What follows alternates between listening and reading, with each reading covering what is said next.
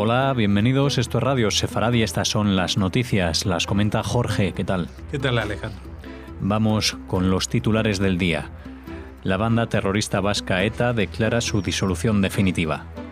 Netanyahu revela una operación de Mossad que logró sacar de Irán media tonelada de informes secretos sobre desarrollo nuclear. Repulsa de la ONU, la Unión Europea a Israel, entre otros, a las declaraciones antisemitas de Abbas. Nacionalidad israelí póstuma al ciclista italiano que arriesgó su vida para salvar la de los judíos a las puertas del Giro. Estos son los titulares del día de hoy. Hablaremos con Raquel después en la agenda cultural.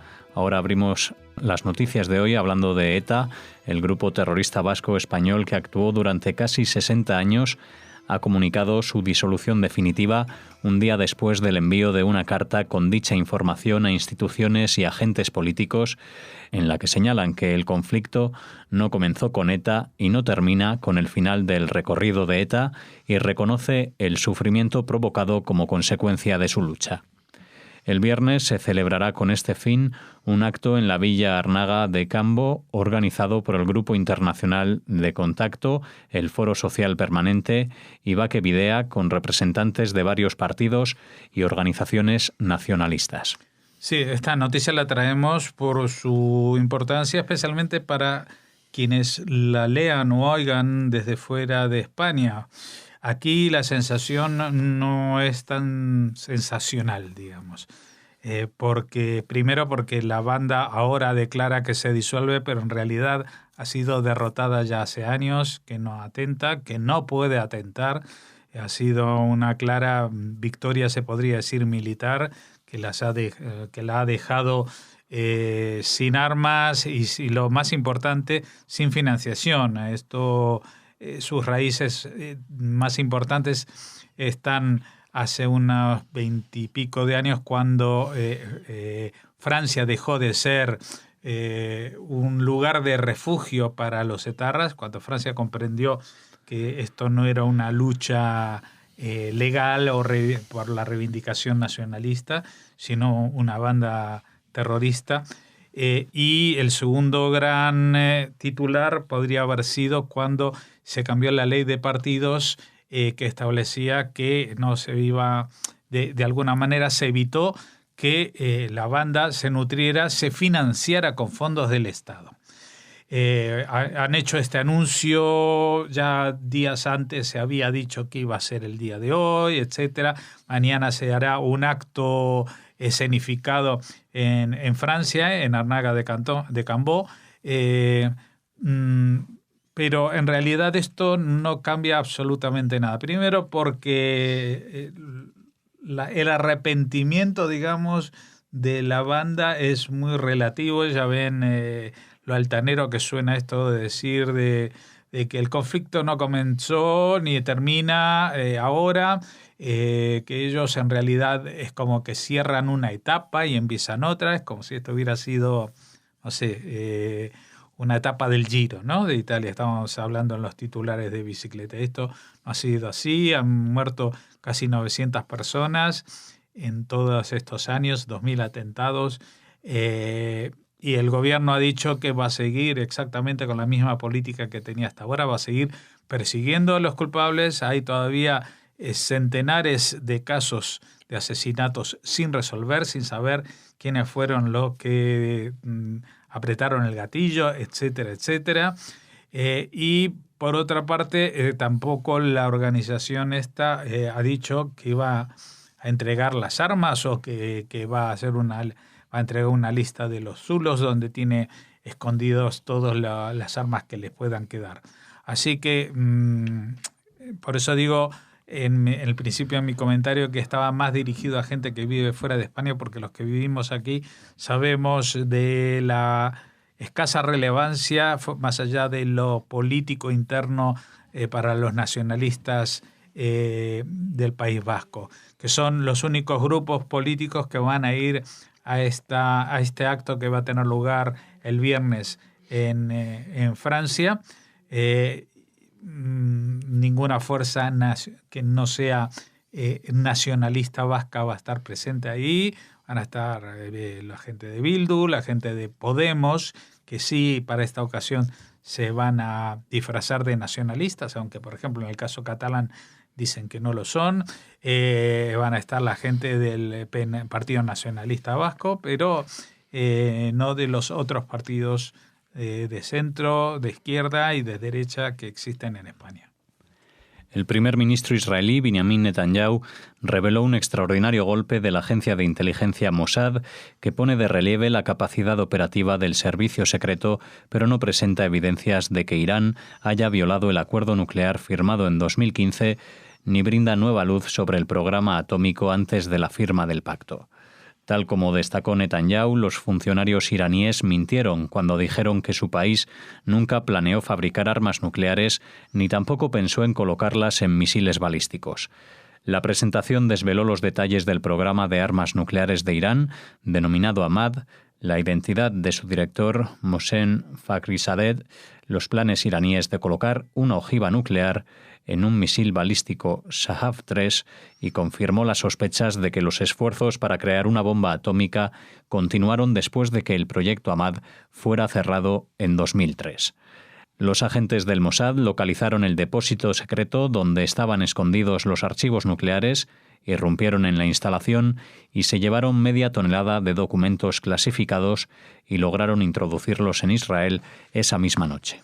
Bueno, ya para los que fantasean muchas veces con lo que hace el Mossad y piensan que organizan secuestros internacionales o asesinatos en los que participan 18 agentes diferentes y que se parece a estas películas, grandes producciones de Hollywood, pues no, aquí puede verse un ejemplo de a qué se dedica el Mossad. El Mossad estaba empeñado en traer esta documentación que descubrió que existía y que estaba almacenada, que era todo lo que había elaborado oficialmente el gobierno iraní, aunque en secreto, para el desarrollo de armas atómicas. Lo que pasa que esto, como dice la información, tal como comentaba la propia información, no aporta realmente nada nuevo que, por ejemplo, la Organización de Prohibición de Armas Nucleares no supiera. Es decir, que los iraníes sí que estaban fabricando, tenían la intención de fabricar armas nucleares, que sí que tenían la intención de ponerlas en misiles balísticos, etcétera, etcétera. Pero no, esto no significa que hayan contravenido lo acordado en 2015, porque los documentos son anteriores a esta fecha. Lo único que demuestran es que los iraníes mintieron. Y bueno, esto quizás sirva como respaldo, yo creo que esa es la intención, para que el 12 de mayo, cuando el presidente Trump tenga que decidir si renueva el acuerdo nuclear firmado con Irán y con otros en el famoso 5+1, o que se retira o que propone una ampliación del mismo, etcétera, etcétera. Yo creo que esa es la intención. De todas maneras, esta enorme cantidad de información se ha puesto a disposición de todos los países, de terceros países que quieran venir a investigar su veracidad en Israel para convencerse de ello. De todas maneras, tal como hay una segunda lectura de todo esto, y es el show que monta Netanyahu con este tipo de historias, ¿no? Fue una presentación realmente casi, diría yo, de teletienda, porque cuando estaba mostrando en una pizarra electrónica el tipo de documentos que se habían descubierto, pues de pronto destapó una tela que cubría 2 estanterías mostrando la cantidad de documentos que eran. Dicen, aquí 100.000 folios, y se veía una estantería llena de carpetas con papeles y 183 CDs llenos de información, etcétera, etcétera. Bueno, esto lo que hace pues es demostrar que el Mossad, al que aludíamos al principio, el Servicio de Inteligencia Exterior de España, de Israel, hace su trabajo muy bien y que han conseguido pues llevar esa cantidad una documentación que pesaba media tonelada. No solamente la descubrieron, la sacaron, sino que la sacaron del país en el mismo día, ¿no? Y esto ha llegado a Israel en enero. Lo que pasa que desde entonces pues, se mandó a hacer la traducción del farsi al hebreo y al inglés, y en las manos también de especialistas en el tema de la energía atómica, para que los términos de la traducción se pueda entender exactamente lo que decían los documentos. El enviado de la ONU para Oriente Medio, Nikolai Mladenov, calificó como inaceptable y profundamente preocupante el discurso que dio el presidente palestino Mahmoud Abbas, quien sostuvo que el Holocausto no fue provocado por el antisemitismo, sino por la conducta social y los intereses de los judíos, así como que el odio hacia los judíos no fue por su religión, sino por su función en la sociedad, y acusó al régimen del dictador Adolf Hitler de impulsar la migración judía al entonces mandato británico en Palestina en 1933, lo que ha provocado una amplia condena en Israel y los países occidentales. La Unión Europea también calificó de inaceptables las declaraciones del presidente de la Autoridad Palestina. El Museo del Holocausto Yad Vashem condenó la sugerencia de Abbas de que el acuerdo entre los nazis y los judíos alemanes, que les permitió a 60.000 de estos últimos abandonar Alemania hacia Israel entre 1933 y 1939, y la transferencia de parte de sus dineros a través del Banco Anglo-Palestino, hacían de Hitler un partidario del sionismo.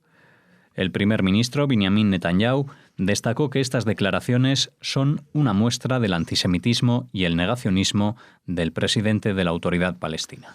Sí, parece que Mahmoud Abbas, ahora que está al borde de la muerte política y hasta puede que personal, pues está demostrando un salvajismo ideológico o retórico increíble. Está mostrando su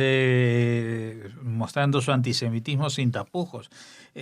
Todos sabemos, o todos los que conocemos este tema, sabemos que Mahmoud Abbas hizo su doctorado justamente sobre la veracidad histórica, y esto lo ponemos entre comillas, del protocolo de los sabios de Sion, que es un libelo que escribió la policía secreta zarista para instigar a los pogromos contra los judíos antes de la Revolución Rusa.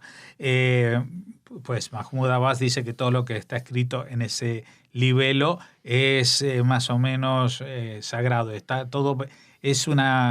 Es historia, son hechos históricos.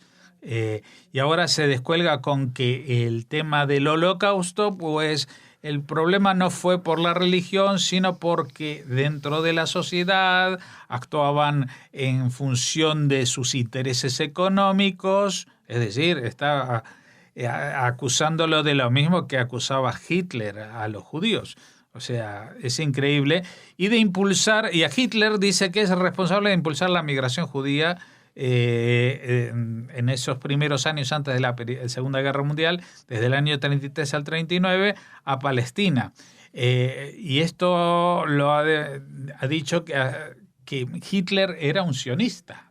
O sea, que con este acto Hitler demostró que era un sionista. Primero, estos 60.000 judíos que salieron de Alemania hacia Israel, pues entre otros, con quien acordó esta política fue con el anterior dirigente máximo de los árabes o palestinos en el mandato palestino en Israel, que era el Mufti de Jerusalén, amigo personal de Hitler. Estuvo en conferencia con él, lo convenció de que había que eliminarlos y que mientras tanto pues lo que podían hacer es mandárselos a lo que era la Palestina bajo mandato británica, que allí ellos, los árabes, se supone, los iban a aniquilar, iban a hacer lo mismo que los alemanes en Europa. Es que ya es tan difícil comentar algo que es tan antisemita, porque lo primero que dice que el Holocausto no fue provocado por el antisemitismo, sino que fue provocado por los propios judíos, porque los propios judíos, pues su función social, su conducta social era tan degradante que como que Alemania tenía que hacerlo, porque ellos estaban allí sometiendo a la población, no sé qué. Bueno, es realmente repugnante. Es el antisemitismo más duro y puro que se pueda uno imaginar de los últimos 70 años. Nadie en ningún país podría decir esto. En Alemania, por decir esto, cualquier persona en la calle va preso.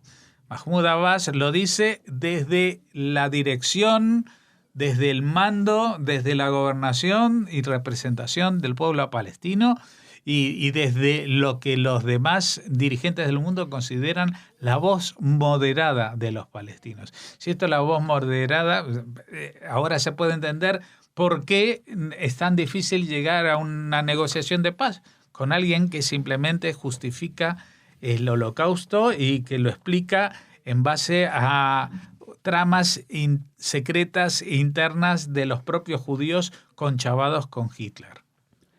El Estado de Israel concedió la ciudadanía honoraria a título póstumo a Gino Bartali, ciclista italiano que arriesgó su vida para salvar la de judíos hostigados por el nazismo y en cuyo nombre se celebra la primera etapa del Giro de Italia 2018 que comienza el viernes en Jerusalén. La nieta de Bartali recibió en el acto el certificado que reconoce a su abuelo como ciudadano honorario de Israel. Bartali, católico devoto, nació en Florencia en 1914 y durante su trayectoria profesional ganó 3 veces el Giro de Italia y 2 el Tour de Francia, lo que le hizo famoso sin hacerle perder la humildad que tanto le caracterizaba. Bartali fue un héroe italiano, pero también un héroe del pueblo judío y de toda la humanidad, mencionó el presidente honorario del Giro. Apodado el hombre de hierro de la Toscana, Gino sumó kilómetros sobre su bicicleta para entregar personalmente documentos de identidad que supusieron el salvoconducto para muchos judíos, además de entregar mensajes confidenciales a los partisanos de la resistencia italiana. En 2013, el ciclista florentino ya fue reconocido como justo entre las naciones. Sí, la gesta de Gino Bartali es muy conocida por los judíos desde hace años, especialmente desde que en 2013 le fue entregado el título de justo entre las naciones, a título póstumo. Él se entrenaba, él decía que se entrenaba justo en la frontera. Y entonces él pasaba con la bicicleta, los guardias de frontera lo saludaban porque era un ídolo del ciclismo, aparte representaba a Italia, que era un amigo de los nazis, el régimen fascista, pero en realidad en los tubos de la bicicleta llevaban enrollados pasaportes falsos para que los integrantes de la resistencia italiana, los partisanos italianos y también los judíos pudieran salvarse usando esa documentación. Él arriesgaba su vida siendo una persona que estaba en una situación muy cómoda, porque él no tenía que pronunciarse como amigo de Mussolini para salvar su vida. Él era un héroe nacional, había ganado el Giro de Italia, había 3 veces, 2 el Tour de Francia. Era un ídolo, era como el Indurain que había en España hace unos años, ¿no? Un ídolo nacional. Pues él convencía a los guardias de la frontera que estaba entrenando, nadie lo paraba, lo saludaban, y si lo paraban era para pedirle un autógrafo cuando él iba cargado de documentación que le hubiera costado la vida. Y desde aquí no solamente saludamos a su figura, a sus descendientes, y nos alegramos de esta ciudadanía honoraria, sino también recordamos que en esta ocasión, sorprendentemente, pero no tanto siendo los 70 años de Israel, una de las cosas maravillosas que van a pasar es que mañana viernes se inaugura el Giro de Italia, la primera etapa en Jerusalén. Pues así despedimos nosotros la primera de las noticias de hoy en Radio Sefarad, y contigo, Jorge, ya estaremos la próxima semana. Hasta la semana que viene. Shabbat Shalom.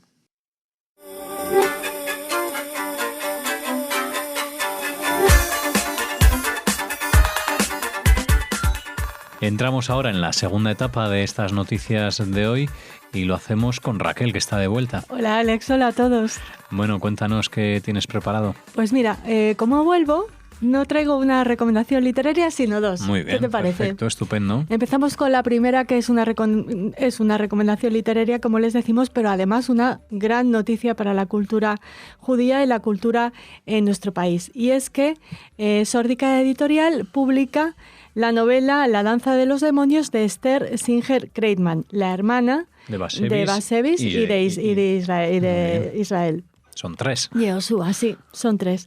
Su hermano, precisamente, el Premio Nobel de Literatura, Isaac Bashevis Singer, dijo de ella: Esther es la mejor escritora en yiddish. O sea que esta recomendación no puede ser más directa y más maravillosa. O sea, además, que recomendamos a Isaac como escritor y como hermano. Exacto. Bueno, además está traducido el libro por Roda Enelde y Jacoba Becasis, otra garantía más de excelencia. Y contarles que este libro, La danza de los demonios, retrata apasionadamente el mundo de la Varsovia judía. Débora, la protagonista, está excluida por ser mujer de los estudios en los que destacan su padre, un ingenio idealista rabino, y su hermano precoz. Pero ella se revela leyendo clandestinamente libros que esconde detrás de la cocina en sus breves incursiones fuera de casa, así como en la atracción clandestina que siente hacia un joven rebelde de Varsovia. Esta obra magistral proporciona una visión demoledora de un mundo perdido y revela el destino de las mujeres en un momento contradictorio donde la tradición milenaria colisiona con la modernidad. Y es bastante autobiográfico porque la hermana mayor de Israel, Yehoshua, y de Isaac Bashevis Singer, pues se establece junto con su familia en Varsovia, donde comienza a escribir. Destruye todos sus manuscritos cuando acepta un matrimonio concertado y se muda a Amberes con su marido. Con el estallido de la Primera Guerra Mundial, el matrimonio se traslada a Londres. Allí la autora regresa a la literatura, siempre escribiendo en yiddish, con las novelas La danza de los demonios, de 1936, que Sórdica publica ahora por primera vez. Muy bien, pues esa era la primera de las recomendaciones que nos traías para hoy. Y antes de la segunda, comentarles que vuelve Tequila. Ah, sí, yo he visto carteles. ¿Has visto por carteles? ahí. Yo también. He visto carteles por la ciudad de Madrid. Para quienes nos escuchen de fuera dirán, ¿dónde han visto carteles? Pues aquí en las calles de Madrid. Y el cartel mola mucho, ¿eh? Yo lo he visto cuando tomaba el metro para venir a la red y he dicho, noticia para la agenda cultural. Bueno, pues esta legendaria banda de rock and roll se reencuentra con su público en Madrid el 25 de septiembre de este año. No hemos encontrado otras fechas y otras ciudades porque seguramente es una gira que se acaba de gestar, pero les seguiremos informando. Por ahora les hablamos de este concierto en Madrid, en el que estarán Ariel Roth a la guitarra y a la voz y Alejo Stivel cantando, reuniéndose para celebrar por todo lo alto la despedida de los escenarios de Tequila. La gira se llama Adiós Tequila Tour, pone punto y final, estamos llorando un poco, a la trayectoria de este mítico grupo, parte fundamental de la historia del rock and roll en castellano. Así que los que vayamos al concierto podremos oír canciones míticas como Salta, Quiero besarte, Dime que me quieres, temas que marcaron la década de los 80 y a toda una generación. Les recordamos la fecha con la que supongo que terminará esta gira, porque recorrerán España durante todo el verano, pero aún no están confirmadas las fechas.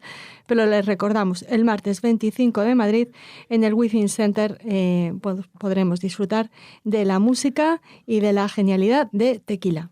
Bueno, pues con esa noticia, ahora sí, pasamos a la segunda y última recomendación de esta semana, que ya finalizamos. Sí, hemos hablado muchas veces de Mauricio Wiesenthal en la radio, pero no hemos tenido la oportunidad, al menos yo todavía, de entrevistarle. Y me hace mucha ilusión presentar este libro, La Hispanibundia, que firma y que edita Acantilado. Mauricio Wiesenthal nació en Barcelona en 1943 y además de escritor ha sido profesor de Historia de la Cultura y conferenciante invitado en varias universidades. Con Acantilado ha publicado Siguiendo mi camino y Raine María Rilke, de 2015. En este caso, La Hispanibundia pues es un retrato español de familia. Es posible que la Hispanibundia no sea más que la vehementia cordis, vehemencia del corazón, que según Plinio distinguía a los hispanos. Con Hispanibundia reaccionaron los teólogos de la Contrarreforma frente a las tesis de Lutero. Movidos por la fiebre de la Hispanibundia, se aventuraron los conquistadores en los desiertos, en las santas cordilleras y en las selvas del Nuevo Mundo. La Hispanibundia arrojó a nuestra armada invencible contra las costas de Gran Bretaña y de Irlanda, y con un dolor hispanibundo se escribieron las mejores páginas de nuestra literatura.